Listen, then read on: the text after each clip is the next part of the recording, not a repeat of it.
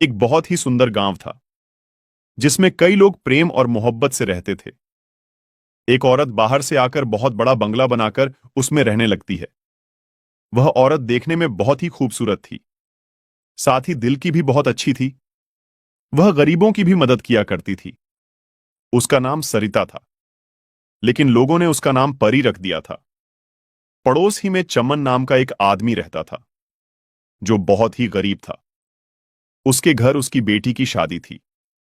चमन परी के घर जाता है, दरवाजे की कुंडी खिटखिटाता है। अरे चमन, सुबह सुबह क्या हुआ? अरे परी जी, क्या आप मेरी थोड़ी सी मदद कर सकते हैं? बताओ चमन जी, अगर मुझसे हो सकेगी तो जरूर मैं आपकी मदद करूंगी। परी जी, मेरी बेटी की शादी है। मेरी बेटी के लिए कपड़े और कुछ शादी की चीजें लाने की जरूरत है, लेकिन मेरे पास पैसे नहीं है।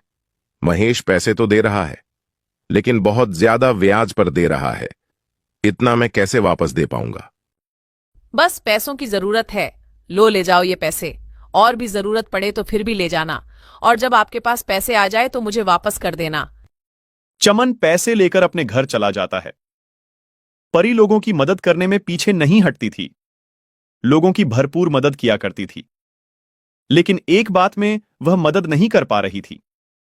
उसी गांव में नदी के किनारे आए दिन लाश मिला करती थी। अरे ये हो क्या रहा है? हर 2 दिन पर हमें यहाँ से लाश मिलती है। हमें इसका जल्दी पता लगाना होगा। सारे लोग जमा होते हैं। थोड़ी देर बाद सारे लोग चले जाते हैं। फिर अगली रात एक आदमी सड़क से गुजरता है। भैया, अरे भैया मेरी तरफ देखो तो। डर क्यों रहे हो? मुझे तो आपकी मदद चाहिए। इधर तो आइए। नहीं, हम किसी की मदद नहीं करते हैं। मुझे घर जाने दीजिए। अरे मुझे घर जाने दीजिए। वो आदमी चलने लगता है। एक बार तो मेरी तरफ देखिए, शायद आपका इरादा बदल जाए। नहीं, हमको नहीं देखना। हमको माफ कीजिए, मुझे जाने दो। मैंने कहा ना मेरी तरफ देखिए। समझ नहीं आता? जैसे ही वो देखता है, वो मर जाता है। हाँ हाँ हाँ हाँ, कब की रट लगा रहा था। अब तो तेरी लाश घर जाएगी। अगर एक बार मेरी तारीफ कर लेता तो मैं जिंदा छोड़ देती। उसके बाद चुड़ैल उसको नदी के किनारे डाल देती है। अगले दिन सुबह सुबह रीना रोती हुई आती है। सारे लोग जमा हो जाते हैं।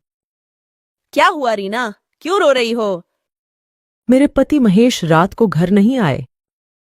चलो हम उस नदी के पास जाकर देखते हैं। सारे लोग नदी के पास जाते हैं। साथ में परी भी आती है। अरे महेश को किसने मारा? मुझे तो लगता है कोई हमारे गांव को नुकसान करने के लिए ये सब कर रहा है, ताकि लोग गांव छोड़कर चले जाएं। जल्दी उसका पता लगाना होगा। अरे अब मैं छोड़ूंगा नहीं।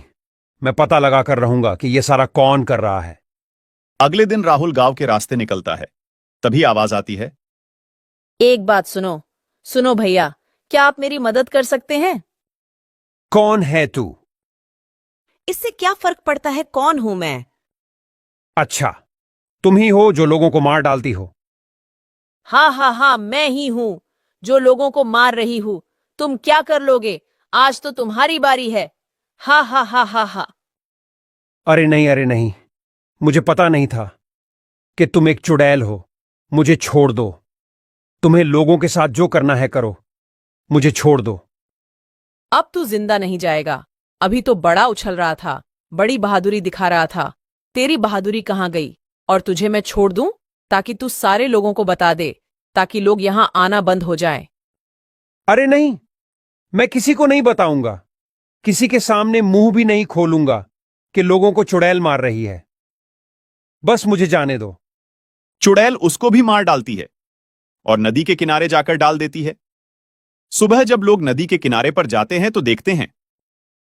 अरे ऊपर वाले, इसने तो राहुल को भी मार डाला। क्या जरूरत थी अकेले जाने की? क्या हीरो बनने गए थे? कुछ तो करना होगा। अगर रोज रोज इस तरह चलता रहा तो पूरा गांव खाली हो जाएगा। हमें जल्दी से उसी पर निर्णय लेना होगा। हाँ, मेरी तो राय है कि सारे गांव वालों को जमा किया जाए। उसके बाद सारे गांव वालों को जमा किया जाता है। गांव के सरपंच और मुखिया और बड़े बड़े लोग जमा होते हैं।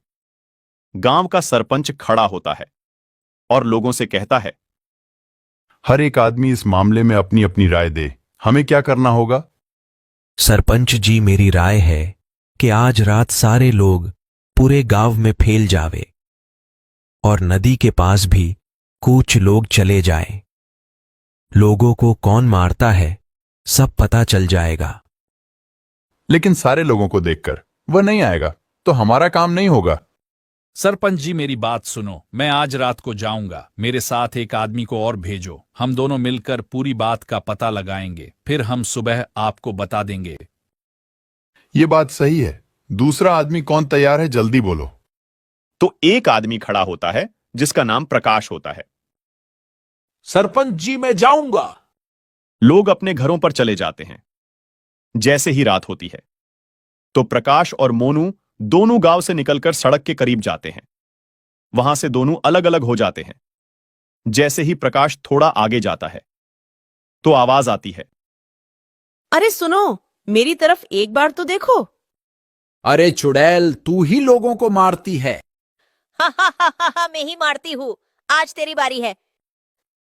प्रकाश फौरन वहां से दौड़ता है। प्रकाश फौरन मोनू को बुलाता है। मोनू, जल्दी मेरी तरफ आओ, यहां चुड़ैल रहती है। अरे प्रकाश, क्या हुआ?